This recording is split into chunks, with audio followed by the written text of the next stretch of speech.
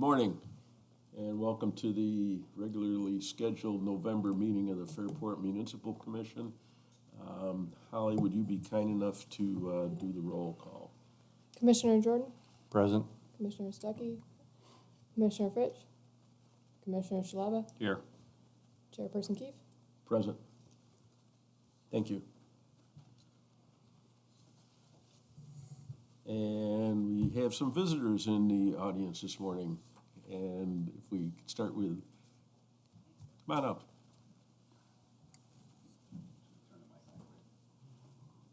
Thanks. Well, I appreciate the opportunity to speak to you for just a second here. My name is Jenny Mayer. I live at 51 Dewey Avenue in the Village. And I noted that the last meeting was a sort of a public hearing about the smart meters. And I missed the opportunity, I guess, to speak then. So I just wanted to say something brief here. I'm very supportive of the smart meters, so I'm not worried about any conspiracy theory sorts of things. I think it's really great that we'll have real-time data about electricity use. I noted that Mr. Haggerty said at the public meeting that these were not smart meters exactly, but it seems like the info, at least on electricity consumption, will be available in real time because you have real-time reporting of outages. Mm-hmm. So this seems like the kind of meters that have already been put in like the RG&E, in the similar vein of the ones that are in other public or other of the private utilities. But there was no mention at the public hearing of this data being available to customers. So I just want to share what RG&E says. So RG&E has something called an online energy manager. It connects you with your energy use, customers with your energy use, and customized recommendations to save energy. You'll have access to detailed energy use down to the hour to better understand how you're using energy in your home or business. They also have this thing called Energy Track, which will send a monthly snapshot of your electricity right to your inbox so that you can make adjustments to your energy use. Since that wasn't mentioned at the public hearing, I just wanted to advocate that these data were made available to customers in the same way that they're made available in the privately owned utilities so that people can have an opportunity to see how they're using their energy, that they can make adjustments themselves. And I think this is important because we know that we have to stop burning natural gas and gasoline. So we are going to have more electricity draw. It's just going to happen. So we need to electrify. It would be really helpful for people to have this information so they can start to think about how they can play a part in reducing their energy use. So again, I'm just here to advocate for that functionality of these meters and as soon as possible because we really need to make some progress on this need to electrify. Okay. So thank you. Thanks. You related to Bill? I am. I'm Bill's wife. There you go. Tell him we said hey. I will.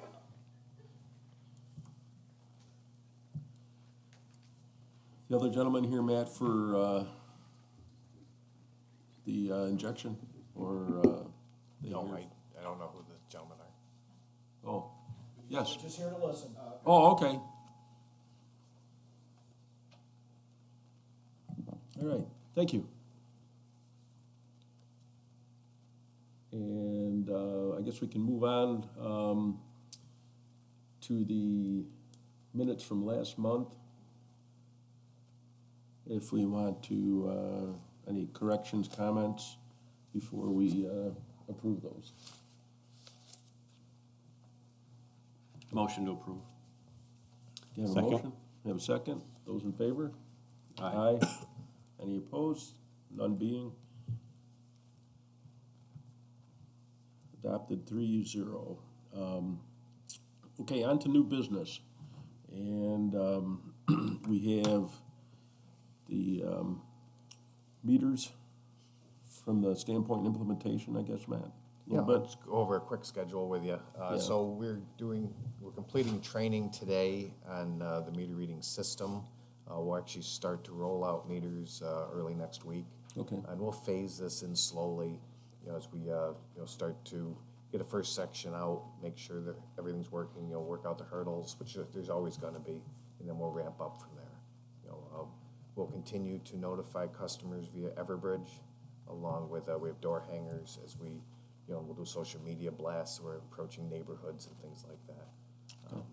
But that'll start early next week. We're going to start in apartments because it is the easiest to start with. Mm-hmm.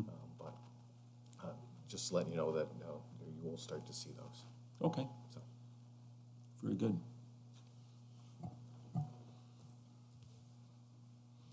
And then we had the workshop last week. Yes, we had an accounting and finance workshop along with an engineering operations type workshop. Very, very well attended. I think we had about 80 to 90 in the accounting side and about 80 to 90 on the engineering side. A mix of all the munis across the state.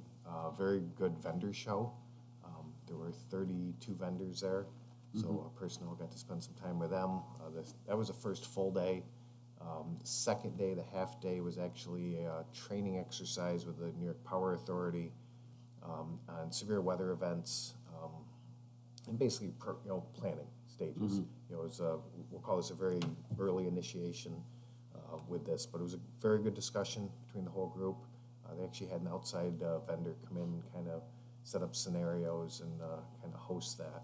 But it was about a 4-hour meeting where we just kind of went through all the different scenarios and looked at mutual aid and things. So a very well attended event, and as they have been, they've been growing for sure.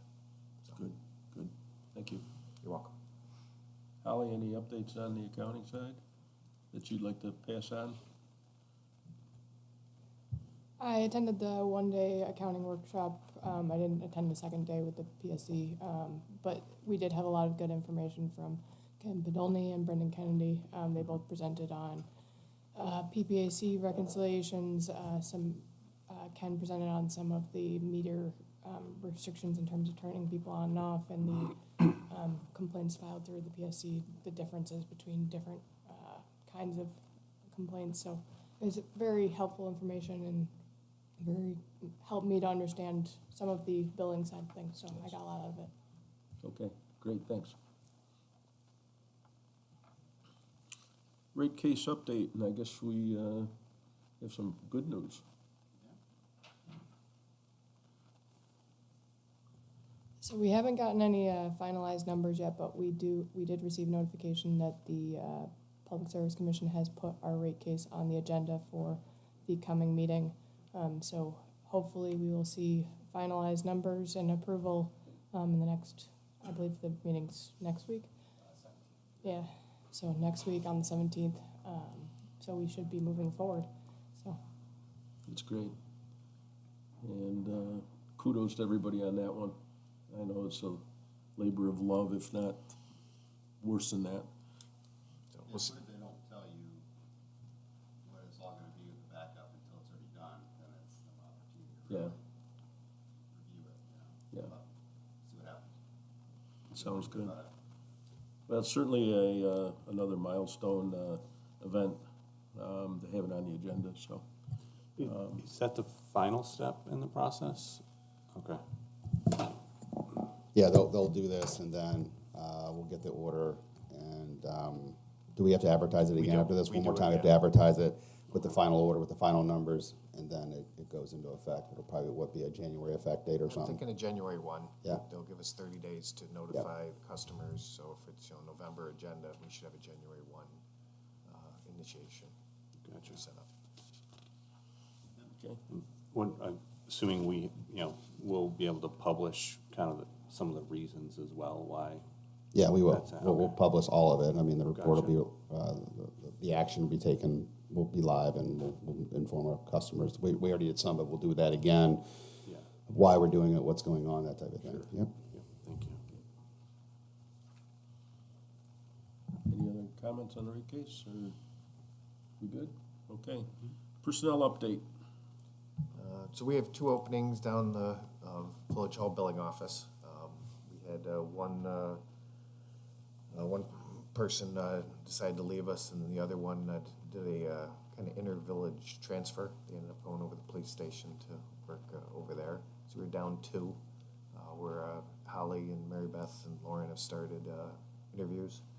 So we'll be working on hiring over the next, one we can do relatively quickly. The other one is a civil service position. We'll work through civil service. We've requested a list now, so we're working through that process. So that will take a little bit longer, but I would hope we have one in place, I'd say December 1, and the other one could be January 1 as we work through civil service. Okay, Just man. letting you know, we do have 2 openings, and we're working on Okay. filling those positions. Thanks. You're welcome. Okay. I'm willing to fill in if you need me.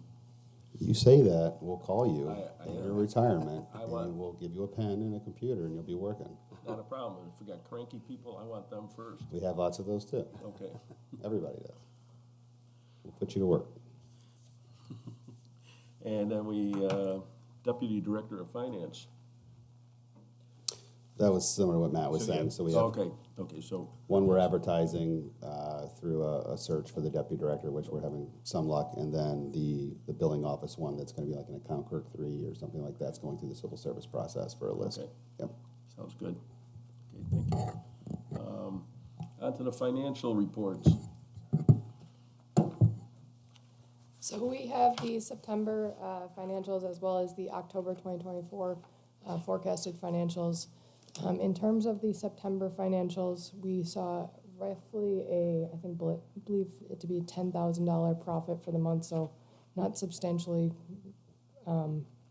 good or bad, just pretty much level for the month of September. We did have about a $700,000 decrease in the cash flows. That's related to our school taxes that we paid in September, as well as a large inventory purchase. Both of those pretty much matched up to that $700,000 number.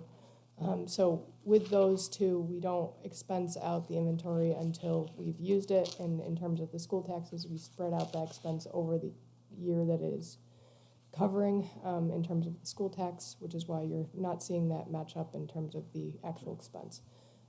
In terms of the October financials, we had about a $5,000 increase in the cash flow. The kilowatt hour sales are right on track with where they have been historically, as well as the receivables. We are expecting to see a very large decrease in the cash flow for the month of November. I just want to put that out there. We did pay for our first batch of the meters, which is why the Yeah. warrant that you just signed off on is substantially larger than it normally is. So just bear that in mind as we go into November. We're going to see a large decrease in that cash flow for the month of November. Okay, thanks, Holly. Any questions for Holly? If And- there, Sorry, one last thing. We do have the bond anticipation note preparing to come in December, so that will cover that decrease that we saw in November. So as much as that is going to be a large decrease, we've got it covered in terms of the Okay, future great, plan. thanks, Holly. Okay, if there's no further questions or discussion, can we entertain a motion? So moved. We have a motion, Second? and a second. Those in favor? Aye. Any opposed? None?